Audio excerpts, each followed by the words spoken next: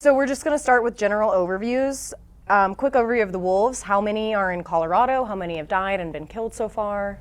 So I don't keep that kind of daily total in mind, because these animals, we know there's, for example, reported 3 uncollared animals that have come into Colorado.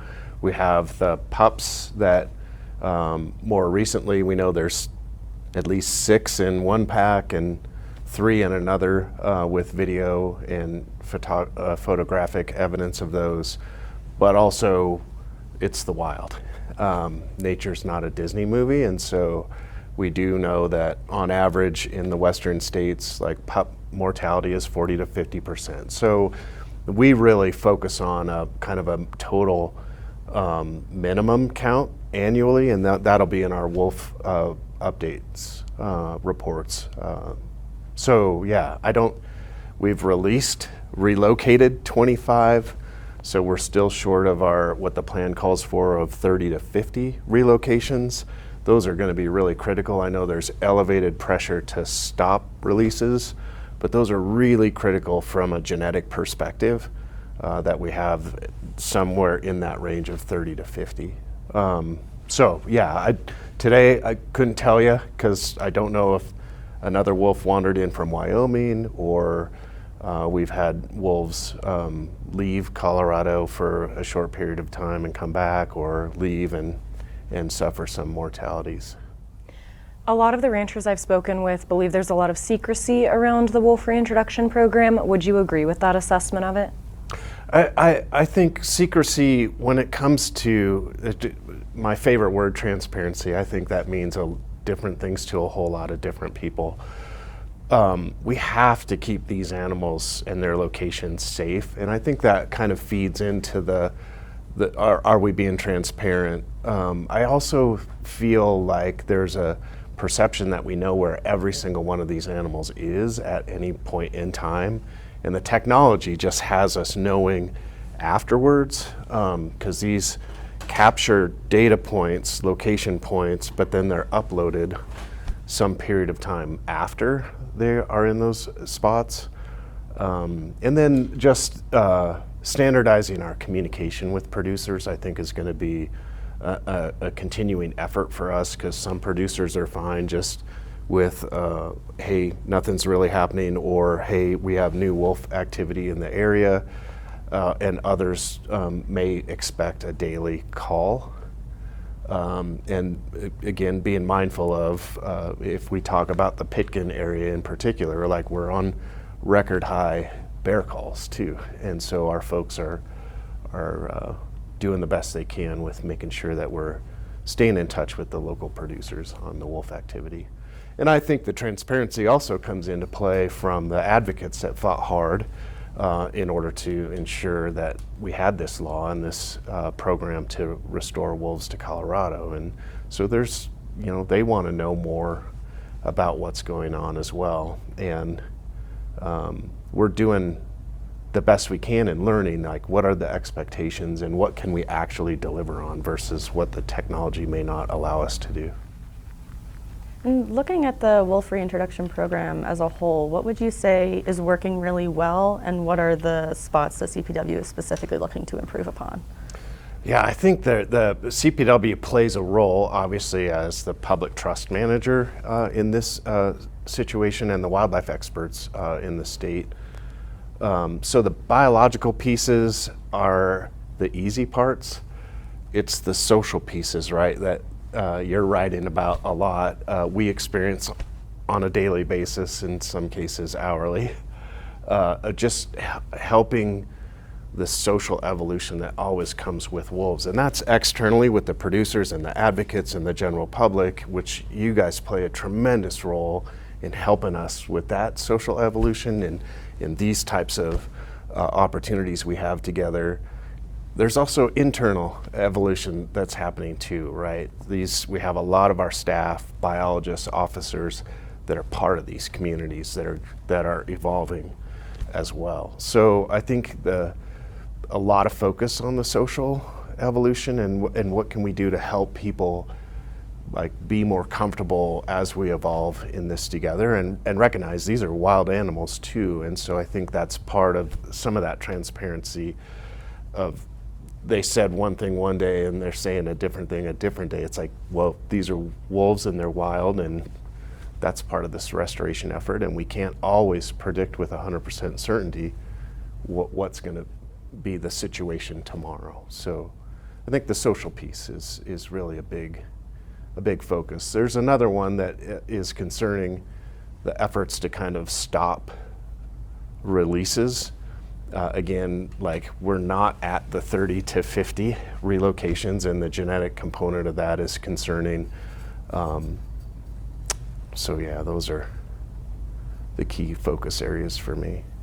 And looking at the program up till today, if you were to assign a grade to it, what would you give to the wolf program? I would say probably a B. We will always have things we need to learn and adapt to. And you can look across the western states, and every one of them has different social political dynamics. That's the case here in Colorado for sure. Yeah, I feel like on the biological side, we're doing a ton of research that I think will pay dividends for us and everyone that might be managing wolves in the country. Game herd research is going to be really important, because I know that's a lot of pressure both on our hunting community, that's very important to Colorado's heritage and economics, but also it's a twofold thing for the producers. Many producers also have outfitting, guiding, so it's not just the livestock concern, it's also what is the wolf restoration doing to the ungulate populations here. And then the social piece is the social piece. You know, there's differences in Colorado of elevations, for example, and so when I think biologically, if we have a pack setup or a den site that's down low, and then our ungulate populations move up early, for example, that puts a lot more pressure on the range rider program and non-lethals to make sure that we don't see an increase in livestock wolf conflicts until such time the wolves can move up and follow those deer and elk herds. I want to get into the wolf reintroduction plan, and specifically that one portion that says that CPW will not move depredating wolves because they see it as moving a problem along with the wolves. Why go back on that plan when it comes to the Copper Creek pack? Yeah, I think also like not very visible or well understood component, unless you're in the process of developing the plan, it calls for a lot of adaptive management. Could we have foreseen that in the first year of relocations that we would have a breeding pair in that location, in that situation? No, no one could have predicted that. At the same time, we have, as the law says, like develop a sustainable population of wolves and resolve conflicts with livestock. And so in that particular space, I've said it publicly, it was a perfect storm. Did the producers think at all about or know like the dead pits would be an attractant, right? In my experience with those folks, they weren't thinking about that, right? And so it's things like that. Today we're in a way better spot with a really effective range rider program. Do we need to grow that? Yes. Non-lethals, producers doing an amazing job working with us to develop site assessments. We're just in a way different space. And at that time, it's our first breeding pack, successfully breeding pack. We have to build a sustainable population. And so removing those animals would have been counter to giving essentially the female and the pups a second chance to contribute to that population growth. Do you believe that it did shatter some trust with producers? I do, but that's also, I mean, I listened to our internal experts, other agencies with expertise in this space, and think about would I do that relocation again? No. What my commitment publicly is this is unique, and we're adapting to the unique situation we're in, giving these animals a second chance to contribute to the restoration program. And my commitment also was that we would collar all of those original pack members, and if and when they got into trouble, we would have a definition for chronic depredation, and we would take actions like we have. So yeah, the other thing I'm mindful of is there's a spectrum in all of this, right? There's producers that have very strong feelings about not wanting wolves in Colorado. There's a whole lot of producers that are like, yeah, I may not have voted for this, but they're here, and so let's work together to avoid and minimize those conflicts. Similar on the other side with the advocates. There's some that believe no wolf should ever be harmed in the making of a movie called Humans, and there's a whole lot of advocates that are being very constructive in this space around how do we help the producers, because that's truly where you get to the word coexistence, where there's social acceptance for these animals on the landscape, and ranchers can have some certainty that we're going to take care of them so they also stay on the landscape. And in my world, it's not just, right now I think they're just surviving, and not just from wolves. These folks are under a lot of pressures and uncertainties, right, that they have to navigate every year, every month. So how do we help through this potentially, and this is a dream world maybe, but how do we get them to thrive in this space? I'm gonna, before Steph dives into exactly what the ranchers in Pitkin County told us and those concerns, I wanna quickly talk about how many wolves are actively being hunted right now by CPW or sought for lethal means, because I know we obtained a letter from the, I believe, Holyoke Cattlemen's Association saying that lethal means will likely be taken against the Copper Creek pack again, and then with the chronic depredation out in Rio Blanco, I'm wondering how many wolves are being hunted by CPW? Is there a number that you guys are looking to kill? And then also, why isn't it made more public when those efforts go on? Because we learned about the Copper Creek continuance and lethal methods through that letter we obtained versus through CPW. Great questions. So number, I am constantly hearing Copper Creek pack is a chronically depredating pack. It's biologically, there's some circumstances that are slim where a whole pack is chronically depredating. That's not always the case. It's not usually the case, right? You have individual animals in a social pack structure that play roles. So I say that to you for context in that there's one particular animal in the Copper Creek pack that we know has been involved in some of the early depredations, but also continues to show up within some of the allotments that the livestock are on right now, right? So we're targeting one specific animal in that space. Again, Western wolf management is that when you have these situations, you take incremental steps to alter the behavior of the pack away from livestock interactions. And so that's what we're doing there. In Rio Blanco, the fire is really driving. Like, these communities are under a ton of pressure, a lot of uncertainty. They've got a lot of livestock, whether they're in the woods or on their ranches, right, that they're concerned about. How do I get my animals to safety in this situation? The fire is still relatively unpredictable in those communities. And as I mentioned earlier, like, our staff are part of these communities, right? And so they're also being evacuated and having to deal with those evacuations of their personal residence. We're evacuating the Meeker office as we speak, and so our staff are also moving around. At the same time, we're law enforcement capacity, and so we're looking at how can we provide 8 to 10 officers to support the traffic control and evacuation support for those communities. And that has to, in my opinion, be our top priority right now. Now, that animal still met our chronic depredation definition, and so what we're juggling is what is the current situation with the fire. We got to keep staff safe in those spaces, and we also know that our staff getting out of harm's way, but also supporting others in those communities getting out of harm's way has got to be our top priority. So one in Copper Creek and one in Rio Blanco.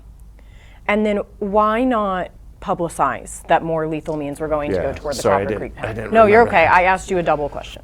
So in that space, that is standard practice, and I say that because that's for the safety of the animals and the safety of the operation and the safety of our staff.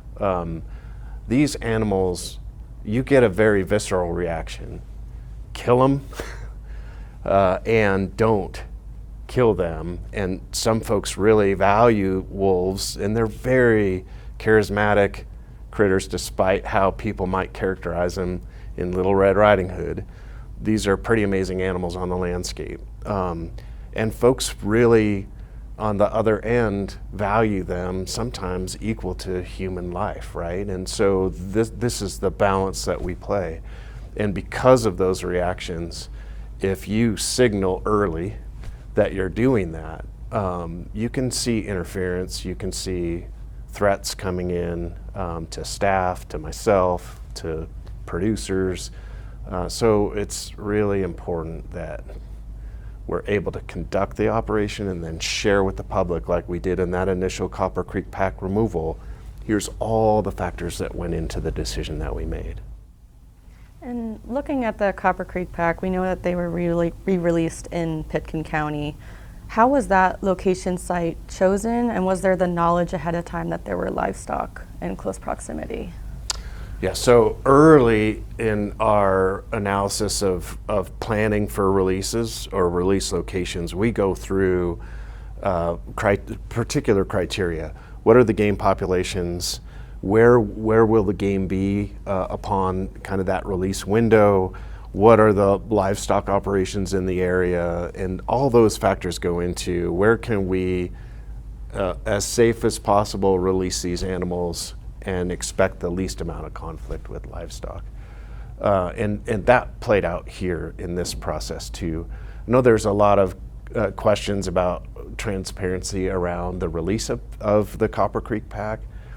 I felt like we were pretty public that those animals were going back out. Part of the calculus in going south of 70 was to make sure that we didn't have her just take those pups and run right back to Middle Park and recreate a situation there. Another piece I've heard is, the producers there that are being impacted felt like we just dumped them there. And to that, this again is one of those lessons learned adaptive management pieces where all the other wolves we've released have gone some distance from the release location. For some reason, these went just a little distance and settled. And we did not anticipate that at all. Again, I go back to we have collars on all of these animals minus the new pups that we expect in the pack. And so we are tracking these animals on a regular basis and making sure that when we have that livestock wolf conflict, we're trying to identify the appropriate individual and take necessary actions. So CPW did know there were cattle nearby the release site?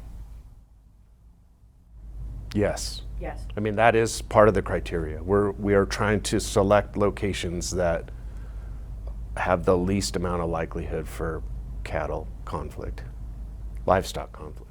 And so we went out and we met with 2 of those Pitkin County ranchers who are experiencing some of these confirmed depredations. And they were telling us that you went out to visit a month or so ago as well. Can you tell us a little bit about that visit? Yeah, for me, like, you always question your life choices. My life choice was to be a public servant. And the saying, if everyone's mad at you, you're probably in the right space, comes to fruition almost hourly for me. But it's super important to me in this space, especially with this particular pack, that I actually sat down with these folks and got an understanding of who they are, what's going on from their perspective, what solutions do they see moving forward? Because I think when we're people with each other, that's the best pathway forward. I see a whole lot of othering happening here. It's producers or wolves, and I live in a public service space where it's and it tears us apart at CPW when we serve the whole public to have the public essentially warring against one another and creating perceptions that dehumanize. And so it's important to me in this particular meeting to be personal and get to know them as people. And I've said publicly, like, these producers are and their families are pretty darn amazing folks, right? And they're the type of folks that all Coloradans should want to keep on the landscape moving forward. So yeah, I don't know if that answers, but. They had concerns that even after meeting with you, I suppose other members of staff may have told them in passing that really the decision on what to do with the wolves lies with Governor Jared Polis and not with CPW. What role does Polis play in this program? Yeah, this one's an easy one for me, right? The governor is our chief executive of the state of Colorado, right? I'm a division within the executive branch. And so I brief the governor on all sorts of things that CPW is doing. The governor he's a really intelligent human and asks really good questions, right? But that's the level of involvement, and he said it publicly, and I've experienced it internally. He relies on CPW and our expertise to make the best decisions we can make moving forward. So yeah, he's not saying, do this, do that, don't do this. Do you believe all the non-lethal tools are fully operating and fully funded?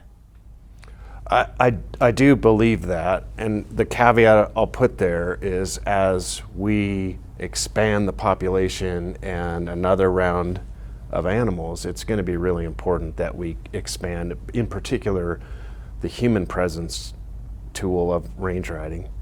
And so we're very focused on that. Lots of questions about aren't you over budget? The answer is no. The advocates have really done a pretty amazing job with our wolf plate in particular, and so I think we're almost up to $1 million in that revenue for those non-lethal programs. So this was anticipated that we would need to start with the appropriate capacity and tools, and recognizing that we'll have to expand those as the wolf population expands. And I do want to ask also, one of the concerns expressed by Pitkin County producers is they were saying, we're not asking for the Copper Creek Pack to be killed, but why not move them again? Why not replicate the thing I'm being attacked for? Or move them, they suggested, into some kind of captivity potentially? Yeah, I think captivity, this is just my personal opinion.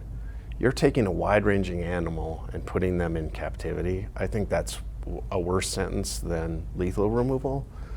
There's been studies, I know Wolf Haven in Washington State used to take in wolves from the wild. They had 2. One of those did not turn out well at all, and they altered their my understanding is they changed their policies to no longer accept wolves from the wild.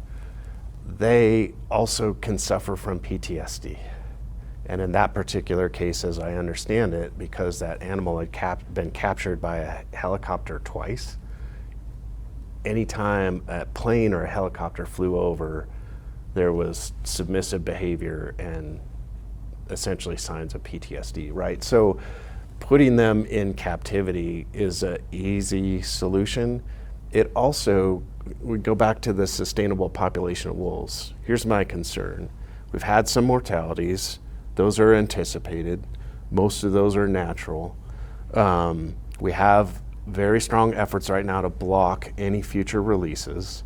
Some people say pause, but that really, like, when's that unpause going to happen and who triggers that? And so I'm concerned to just take a whole pack that seems to be productive. And again, they're not all chronic depredators, and put them in permanent captivity or lethally remove them puts us in a space where we're not growing a population, and there could be some potential challenges No to chance. operations like that. No chance to move them again. They're staying where they are. And I'll also say, just operationally, we're not going to catch them all. Do you believe the yearlings would have at all learned from the wolf that you say is the primary depredator? Is that something that gets passed down to the younger wolves within that pack? I would say that there's always that possibility. But again, I'll go back to, we had three yearling males and a yearling female. And I would say we have one yearling male that has been in and around livestock more frequently than all the others, right? And so if the theory is they see mom hunting sheep, then they'll all hunt sheep. That's just not playing out in the data that we can see. And then just very quickly, because we're in the end, I do want to get to depredations. Do you believe the reported number of wolf depredations in Colorado is accurate with how many wolf depredations there have actually been on livestock? I think this is why we have the missing livestock, right? As part of our compensation program, because the livestock go into Forest Service, in some cases into wilderness, and they're kind of out of sight and out of mind, right? And so we also, in the Pitkin area in particular, if you look at that country, right now it's really steep. It's like dark timber with deadfall throughout it. Earlier on, like scrub oak everywhere. So it's not easy to see all the potential depredations that are out there. So I would anticipate, the ones that we're notified of and investigate is probably a smaller number than some of the impacts we see when they're out of sight, out of mind. And then the secret recording that was first published by the Coloradoan, it depicts a CPW employee talking about how she cannot confirm that this was a wolf depredation. Is there any kind of reasoning or incentive for CPW employees to rule it's inconclusive versus conclusive, since there's obviously money that goes along with a wolf depredation? Yeah, not to my knowledge. We're looking into that. And when I say looking into it, not looking into that particular employee, she's a rock star. She's doing a great job in that space. But if we have those pressures internally, I want to know about it, because I do know there's a ton of pressure on our staff externally to call it a wolf, right? If you get to call it a wolf, then you get to have missing livestock. And I'm not saying producers are gaming that system, but there's a lot of pressure on our staff from external to call more of those wolves, especially when it's in that preponderance of evidence space, right, where it's not clear and convincing that a wolf did it. And we got lions on the landscape, we got bears on the landscape too. So we have carnivores on the landscape that do depredate on livestock as well. The key, I think, is how do we continue to allow our expert staff to follow the science and the evidence and give them the space to make the calls that they need to make, and we compensate for those losses, right? So that's my hope. We're looking into some of those internal pressures, if they exist, and making sure that we give that space to our staff. We've heard from some ranchers that fair market price that caps at $15,000 doesn't take into account the animal's genetics or future breeding. Does CPW feel like that $15,000 is still an appropriate amount of compensation for ranchers? Yeah, I think this is the key part. It's up to $15,000, right? And so I wasn't around when the plan was being developed. Day two, plan got adopted, and Jeff was off to the races, right? With this program implementation. I know a lot of the livestock compensation, the values are much lower than $15,000, but I think the $15,000, my understanding was it was that because of that genetic lineage, right? And the value of that. Some of these folks have worked to create a very strong lineage genetically, and the loss of those can be pretty significant to a herd. We are at 9:02. Is there anything that you feel like you would like to say as closing thoughts, or? Yeah, this is again a public servant, right? I see every day like my values are right and their values are wrong, and as a public servant, it can tear us apart, quite frankly. And I just want to continue to push people. Like we gotta focus on the common ground, because there's a lot more common ground than areas of disagreement. And when we can do that, like this will go a lot better. And I'm not just saying wolves. Like I see this across a lot of the things that CPW has authorities over. It's just become more and more divisive, and we need to figure out like we are people together. Urban, rural, we depend on each other for our success in Colorado and individually. And so how can we like remember that and focus on that instead of warring against each other over our differences?